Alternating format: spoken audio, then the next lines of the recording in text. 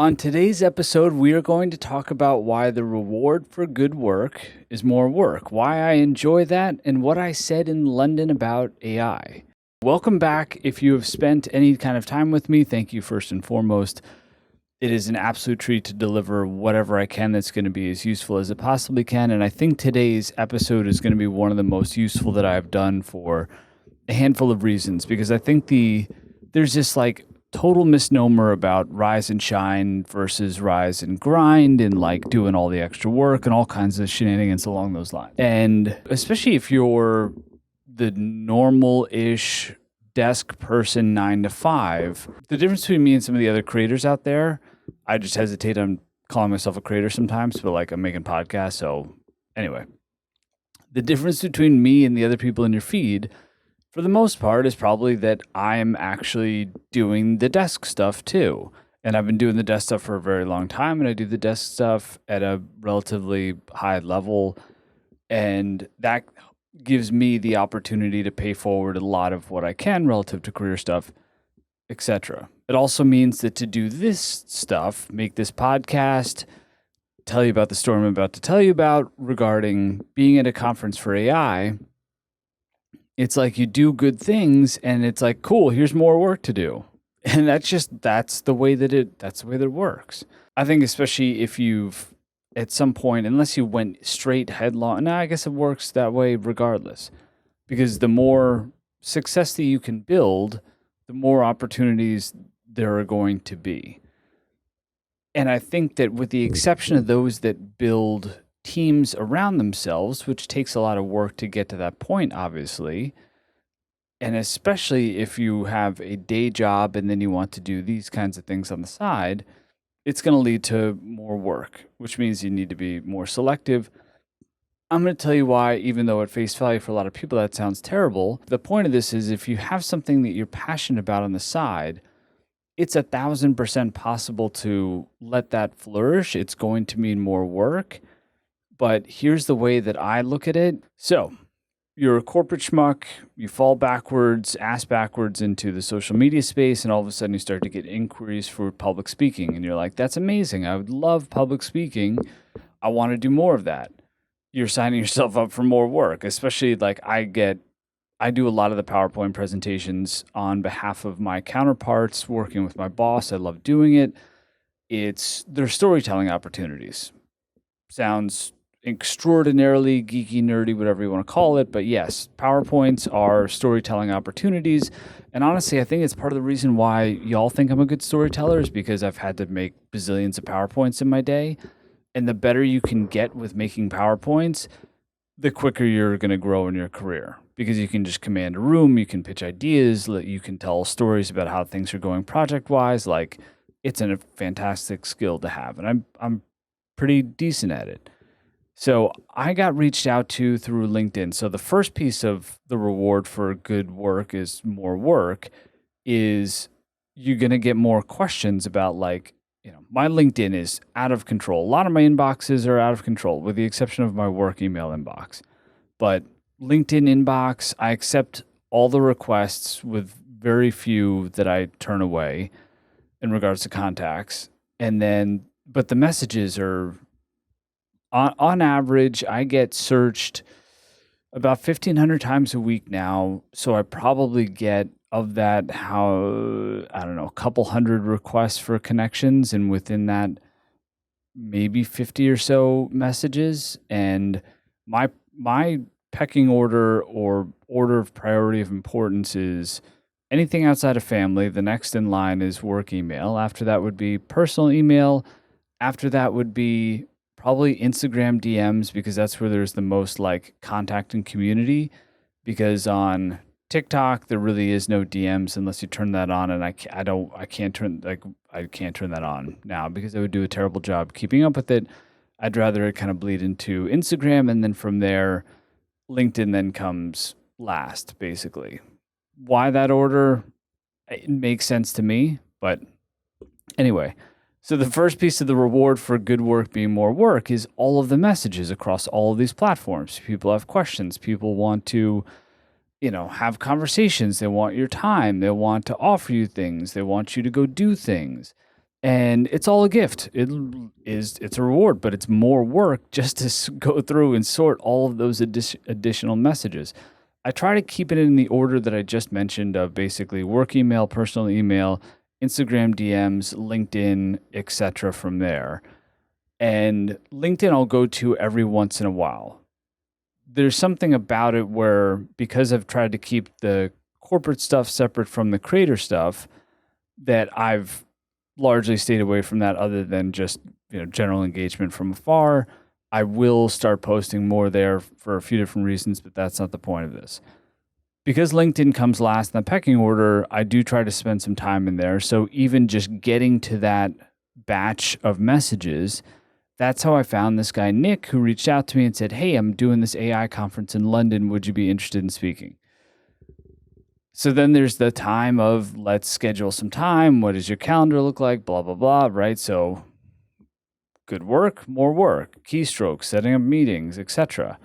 And I take all of this one step at a time. I never let like the final thing freak me out, because that could totally freak you out of like, oh my God, there's so much work to do to get from A to Z. I just worry about A to B. Is there something interesting I want to respond to?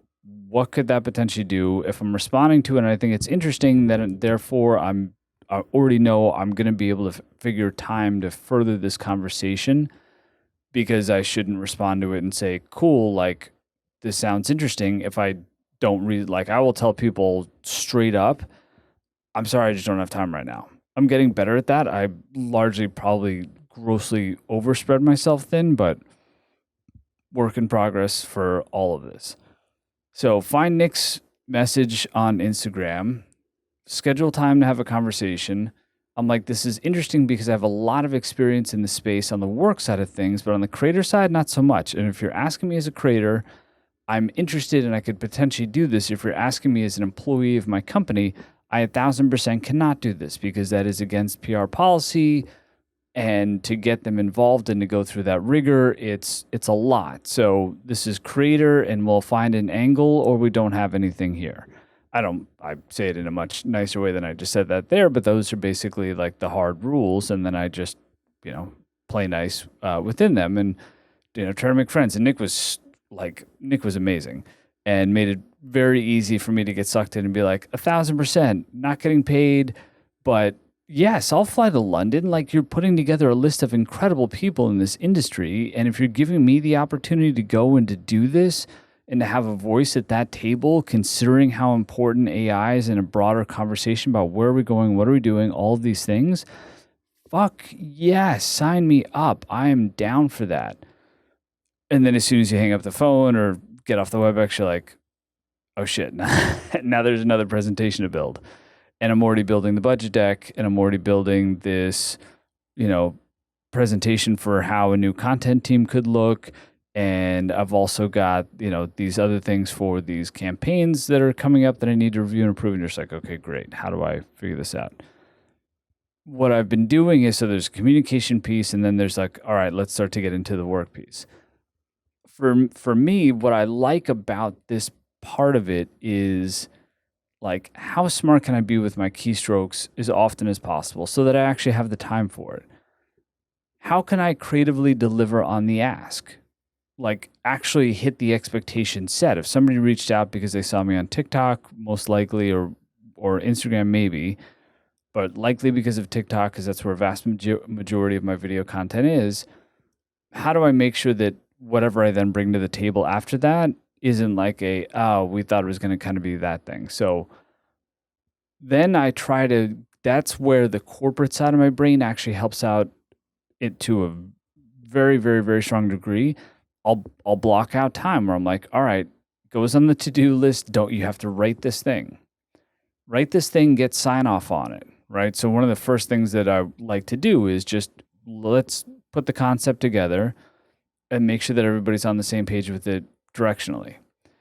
And then, so find the time, block that off. It's probably going to be on a Saturday or Sunday morning. When y'all see me in time lapse, going through and doing stuff, let's block out some time.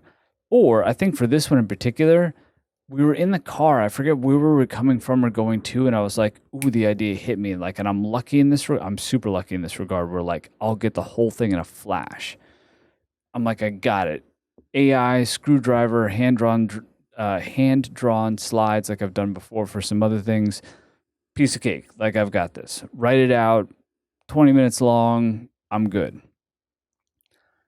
Love being able to then, how well can I think through at a high level? Okay, if I'm presenting on September 12th or September 13th, when I probably need to get it submitted to them. Most things that have like bigger speaker things, they want it a week in advance, just to make sure that you're, proper from a specs perspective. So then if I need to get it to them in a week in advance, I want to get it to them a week in advance of that, in case there's anything that's like, you can't use this, shouldn't say that.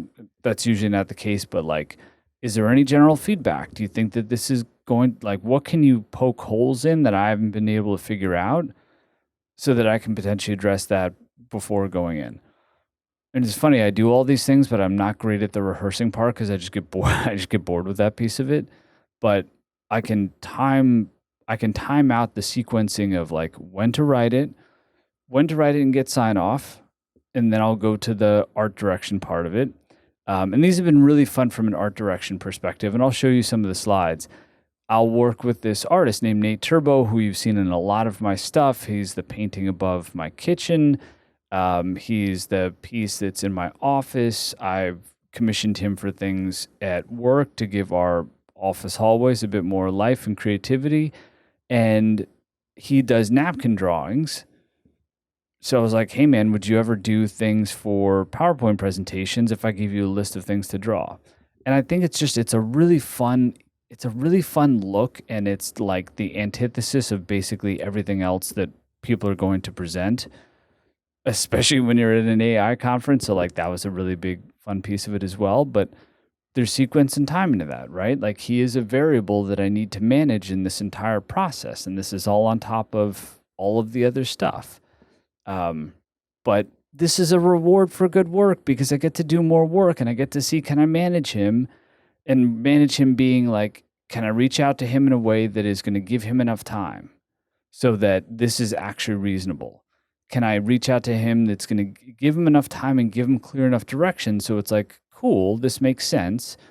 Obviously reach some sort of deal with him in regards to how much per slide and like what's the level of effort on your side. And also not be so constrictive too, right? Because he's an artist, and I've worked with creatives almost my entire career. No, basically for my entire career. And there's a very specific way that most creatives want to be worked with, I'll say. And they want to be allowed to be creative. So if you just give them something and you're like, hey, go make this, then you're not letting them be creative. Then they're short order cooks, and they don't like feeling like they're short order cooks. So don't treat them like they're short order cooks.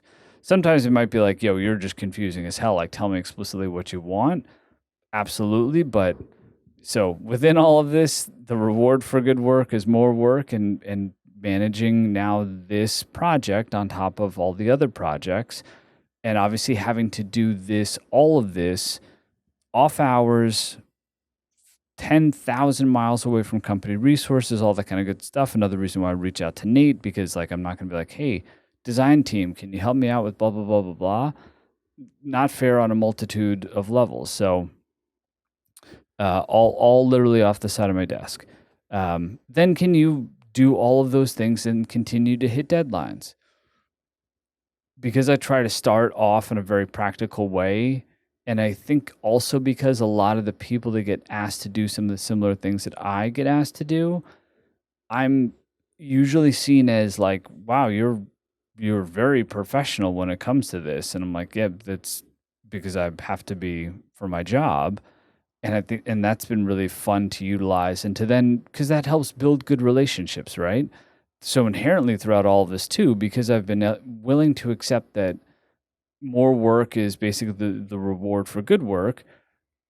If I do it well and I'm really nice along the way, that can have a reverberating effect too, right? Did that for the Streamies a few weeks ago, which was so much fun. Streamies is like, yo, will you do a presentation package? 1,000% I will do that. But I don't not only want to do that, I want to do it in a way where I'm going to over deliver in regards to like exceed your expectations creatively. Hopefully, that's probably the hardest part. And then hit timelines and just be easy to work with, because then you don't know how that could have a ripple impact positively. And they're like, oh, we got to bring Tim back for this, this, or this. Like, he was a piece of cake to work with. So I think actually having the corporate background has helped tremendously with that side of it. Well, what else did I write down here? Make sure I do it all the right way too. I think that that's basically what I just hit on, that I'm just nice along the way. I'm easy to work with. I'm receptive to feedback. I'm coachable. I'm understanding of what I don't understand. And then I can then inherently learn either through the process or what didn't go well, or where I can do just a better job overall on my side. Because being super corporate buttoned up, I wrote here along the way, really, really helps. It really, really helps. And it's all doable. Like I can't say it enough. Anything that I can do, you can do better. You can, right? Like, and sometimes I don't like the fact that there's so much show-offy shit around me a lot. It just happens to be like I'm very comfortable with the world that we've created. I'm not, as much as there are really sick cars out there that I would love to own, like I'd rather just eat whatever sushi I want whenever I want to and snack on whatever I want whenever I want to, and those types of things. So, everyone kind of has their own level of like, these are the things that I want. I have everything that I could ever fathom for in this world. At this point, it's just like more opportunity, and can I continue to grow what I've been growing, because it seems like could lead to a cool place. And it's just fun to be able to pay things forward too, like saying, if you're passionate about something on the side, the most important part about this section of the podcast is that if you are passionate about something on the side, doing it well is probably going to lead to more opportunity for you, which is amazing. More opportunity is going to be more work.